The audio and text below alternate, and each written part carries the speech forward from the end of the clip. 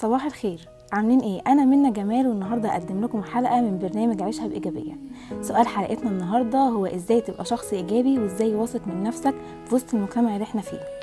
اول حاجه كده انك تبعد خالص عن الناس اللي بتقول قيل وقال، والناس برضو اللي كلامها كتير ولا بيقدم ولا بيأخر. اول حاجه كده لازم تحطي هدف قدامك، والهدف ده انتي بتكوني بتسعي ليه. زي مثلا مرحله زي مرحله الجامعه، ناس كتير قوي بتحسب ان مرحله الجامعه دي مرحله تعليميه عاديه خالص، بل بالعكس هي مرحله انتي بتسعي لها من زمان جدا. نصيحه، ما تصنعيش عشان خاطر حد، خليكي على طبيعتك عشان الناس بتحب الشخص اللي على طبيعته. خليكي واثقه من نفسك، خليكي صادقه من غير لف ودوران، عشان صدقيني الناس بتحب الشخص الصادق مش الشخص اللي بيلف ويدور. وعايزه اقولك ان احنا كبنات جوانا حته السوبر هيرو، بس بنكون محتاجين ثقه او محتاجين دعم او محتاجين تشجيع.